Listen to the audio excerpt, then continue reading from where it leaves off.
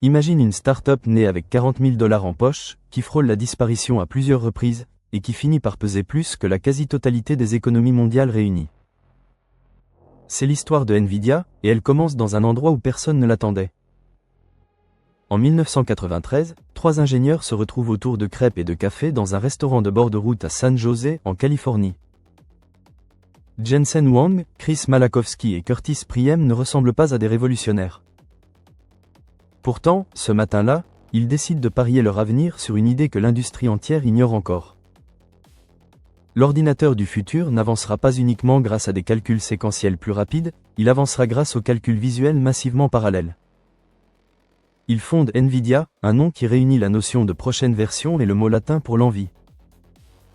Leur ambition, créer une puce capable d'afficher des graphismes en 3 dimensions d'une qualité jamais vue sur un ordinateur personnel. Les premières années sont d'une brutalité rare. En 1995, Nvidia sort sa première puce, la NV1, et c'est un désastre commercial immédiat. La puce tente de tout gérer simultanément, les graphismes, les contrôleurs de jeu et l'audio, dans une architecture qui ne correspond pas aux standards en train de s'imposer. Pendant que Microsoft pousse l'industrie vers les polygones triangulaires avec l'API DirectX, Nvidia mise sur une technologie incompatible. Le résultat est sans appel, l'entreprise se retrouve à 30 jours de la faillite complète. Jensen Huang licencie la moitié de ses équipes pour maintenir la société en vie. Un contrat avec Sega pour la console Dreamcast aurait pu changer la donne, mais l'architecture de la puce suivante est jugée inadaptée par le constructeur japonais. Nvidia est au bord du gouffre. Le salut arrive en 1997 avec le Riva 128. C'est la première puce 128 bits du marché et elle rivalise enfin avec les meilleurs produits de l'époque. En seulement 4 mois, 1 million d'unités sont vendues et Nvidia retrouve l'oxygène dont elle a désespérément besoin. Si cette histoire te passionne, prends quelques secondes maintenant pour t'abonner à la chaîne et activer la cloche de notification.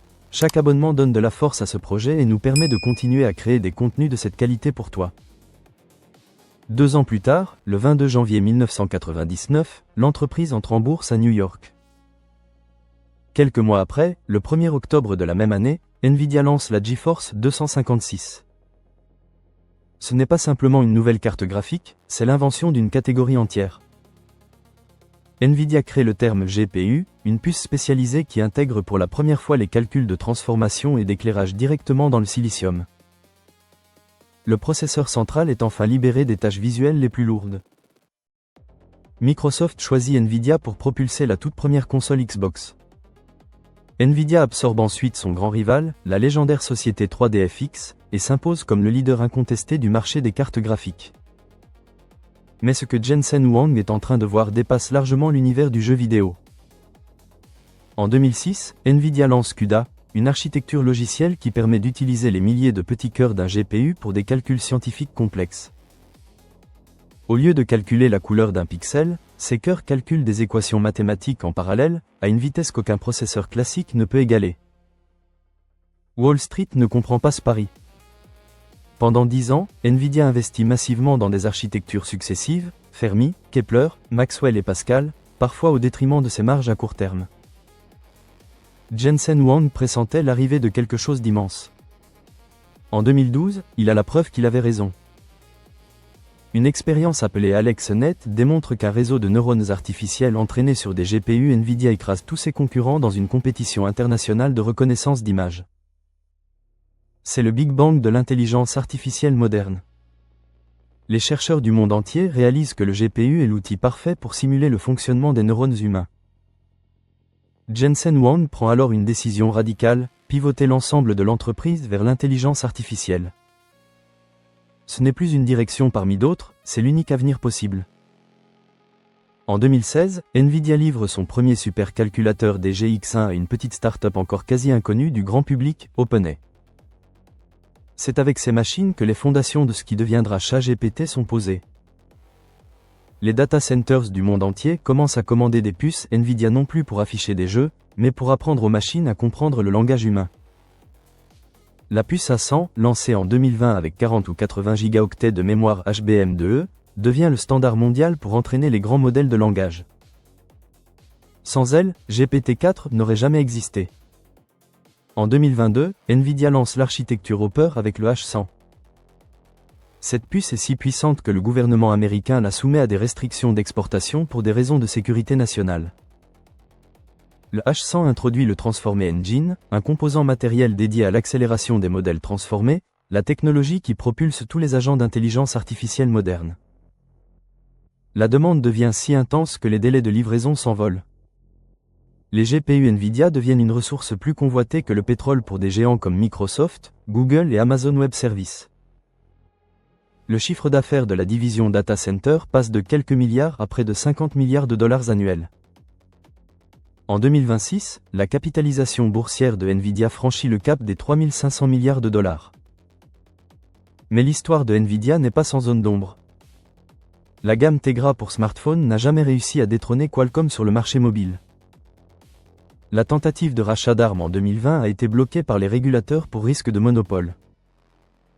Nvidia reste entièrement dépendante de TSMC à Taïwan pour la fabrication de ses puces, et cette concentration géographique représente sa vulnérabilité stratégique la plus profonde. La moindre tension dans le détroit de Taïwan pourrait paralyser l'ensemble de l'économie mondiale de l'intelligence artificielle. Pour réduire ce risque, Nvidia soutient activement le CHIPS Act américain et les nouvelles usines de TSMC en Arizona. En 2026, l'architecture Blackwell représente l'état de l'art absolu. Le GPU B2000 intègre 208 milliards de transistors et est constitué de deux puces reliées par une interconnexion ultra rapide fonctionnant comme un seul processeur. Avec 192 Go de mémoire HBM3E, il peut traiter des modèles d'intelligence artificielle 30 fois plus vite que son prédécesseur. Le produit phare, le GB2 Grace Blackwell Superchip, combine deux de ces GPU avec un processeur central Grace. Dans un monde où l'énergie devient le facteur limitant, Blackwell réduit la consommation électrique nécessaire à l'entraînement de l'IA par un facteur 25. Ces machines équipent les clusters les plus ambitieux de la planète, de Grok 3 chez XAI aux futures versions de Gemini chez Google.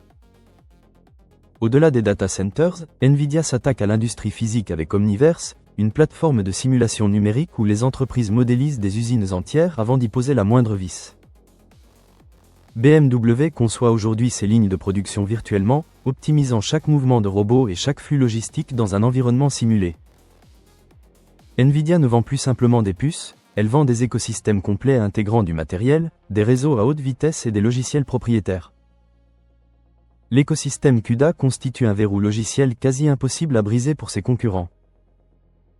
AMD avec ses puces Mi400 et les TPU de Google tentent de percer cette muraille technologique, mais l'avance accumulée par Nvidia reste considérable. Pour ne pas laisser cette avance s'éroder, Nvidia a déjà annoncé Rubin, l'architecture qui succédera à Blackwell dès fin 2026. Elle intégrera la mémoire HBM4 et une gravure en 3 nanomètres encore plus poussée. L'objectif final est de transformer chaque data center de la planète en une véritable usine à intelligence artificielle, où des données brutes entrent et où de l'intelligence traitée sort. 3 ingénieurs attablés autour de crêpes, 40 000 $ en poche, et 30 ans plus tard, l'une des entreprises les plus puissantes que l'humanité ait jamais créées. Et si ce documentaire t'a appris quelque chose d'important aujourd'hui, alors mets un like, abonne-toi et active la cloche pour ne manquer aucun de nos prochains contenus.